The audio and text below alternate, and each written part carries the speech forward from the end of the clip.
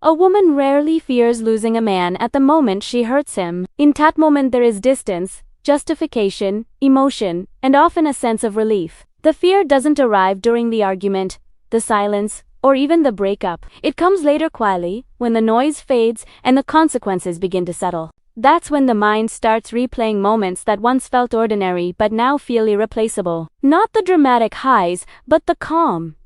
The consistency. The safety that never demanded attention because it never threatened to leave. And by the time that realization fully forms, the damage has already been done. What most people don't talk about is this. Hurting a good man doesn't create immediate regret. It creates delayed awareness.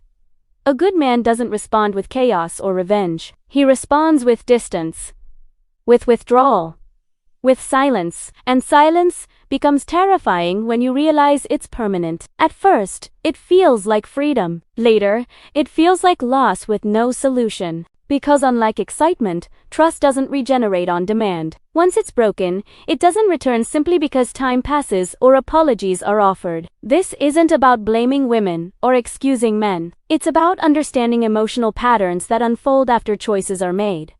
A good man isn't perfect. He's consistent. He's emotionally present. He invests without keeping score. He chooses stability over drama and effort over avoidance. And because of that, his value is often recognized only in his absence. When he's present, his reliability feels normal. When he's gone, it becomes rare. The truth is, when a good man is hurt deeply enough, he doesn't chase closure. He rebuilds internally. And that's where the fear begins. What follows isn't anger. It's acceptance. Not bitterness, but boundaries. And once a man reaches that point, he doesn't return as the same person. The emotional access that once existed is gone. And for the person who caused the hurt, there's no clear way back. Emotional pain doesn't end when a relationship ends.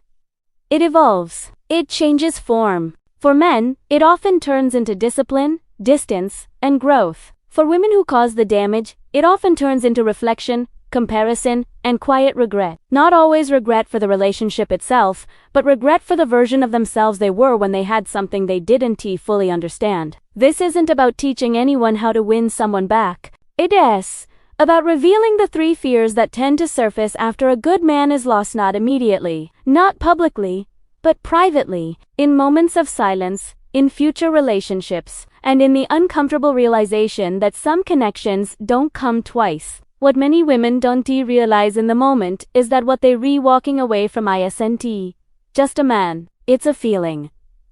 It's a feeling, not excitement, not butterflies, not emotional spikes. It's safety. Fear 1. Realizing emotional safety is gone. Emotional safety rarely announces itself. It doesn't demand attention. It doesn't create chaos or drama. It feels calm, predictable, steady. And because of that, it's often mistaken for boredom. When a good man shows up consistently, listens without defensiveness, and provides stability without control, it can feel uneventful compared to the emotional highs that come from uncertainty. In the moment, the absence of tension feels like a lack of chemistry when, in reality, it's the presence of trust. The fear arrives later, not as regret, but as comparison. A new connection feels exciting at first. New energy, unpredictability, intensity. But slowly, patterns emerge. Inconsistency shows up.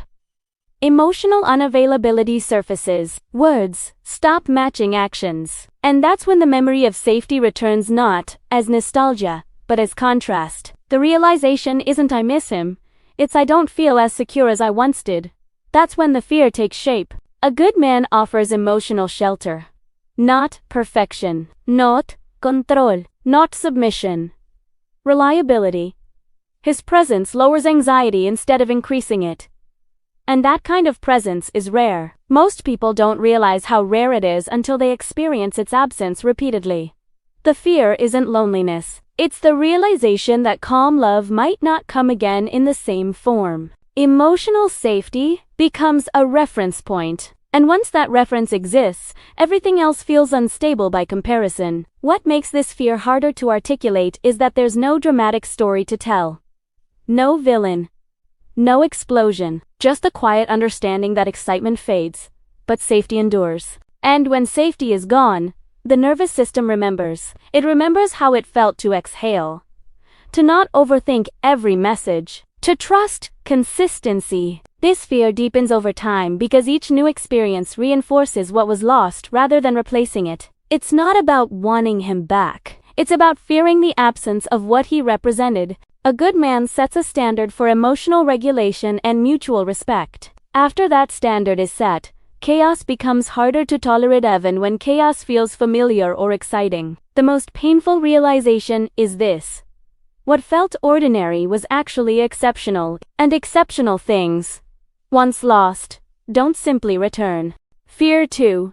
Knowing she can't replace him. This fear doesn't arrive all at once. It unfolds slowly, in moments that seem small but carry weight. It begins when she realizes that some damage can't be undone. Not because apologies weren't offered, but because trust doesn't respond to words once it's been deeply broken. At first, there's often the belief that time will soften things. That distance will create perspective. That repair might still be possible. But, with a good man, something different happens. When he's hurt beyond a certain point, he doesn't explode. He withdraws. Not as a tactic but as self-preservation. Once he realizes staying open costs him his peace, he closes the door quietly. From the outside, it looks like maturity. Internally, something fundamental has shifted. The emotional access is gone. And that's when the fear begins. Apologies land differently after detachment. There's politeness instead of warmth. Calm instead of connection. And that calm is more unsettling than anger. Anger means emotion is still alive. Calm means resolution. The fear isn't that forgiveness won't come. It's that forgiveness no longer changes anything. Being forgiven doesn't restore closeness. It only removes hostility. And that distinction is painful. What lingers is the awareness of being remembered not for the love shared, but for the wound caused. There's no action that erases that imprint. You can grow, reflect, change, but the memory remains. This fear deepens when attempts to reconnect are met with neutrality. Not rejection, not anger, just distance. That distance confirms what words don't need to say. The door is closed. There's no on-and-off cycle. No emotional leverage whose finality. The hardest part is realizing the opportunity to repair existed once and it was missed. You can't force trust back. You can't convince someone to feel safe again once safety has been violated deeply enough. T's fear east, T. About wanting the relationship back. It's about confronting permanence. About realizing some connections happen only once. Fear 3. Facing her own choices. This fear lasts the longest because it comes from reality. It arrives when she sees him again or hears about him or realizes, through silence, that he has moved on without bitterness, without chaos, without her, calmer, stronger, more self-contained, and suddenly, it becomes clear. He didn't collapse. Rebuilt. What makes this fear unsettling is that it removes the comforting belief that hurting him ruined him. Seeing a good man grow after pain dismantles that illusion. His progress becomes a mirror. It reflects not what was lost but what was outgrown. He processed the pain quietly. He turned it into structure, boundaries, and growth. And now, access to him isn't automatic. What was once freely given now requires alignment. There's no resentment, only clarity. And that neutrality hurts more than rejection. Being disliked still means presence. Being ignored means resolution. What lingers isn't jealousy, it's insignificance. The understanding that he became stronger without her input, approval, or presence. That the pain didn't define him, it refined him. And in that growth, she no longer has a meaningful place. This fear resurfaces in future relationships, in comparisons, in moments of instability. He becomes a benchmark, not a longing. The most painful part is the finality.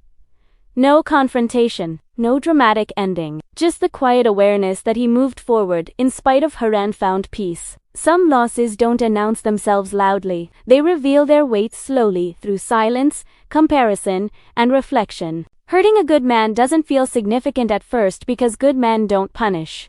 They withdraw.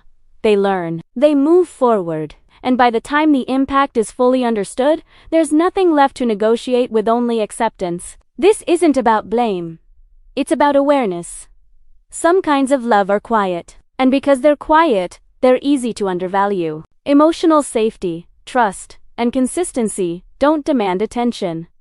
They only demand respect, and when that respect is broken, the consequences aren't loud.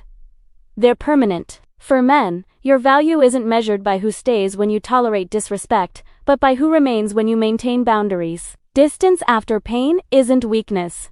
It's self-preservation. Growth isn't revenge, it's clarity. For women, not every lesson comes with a second chance. Some people enter your life to show you what stability feels like, not to stay forever, and realizing that too late is one of life's quiet regrets.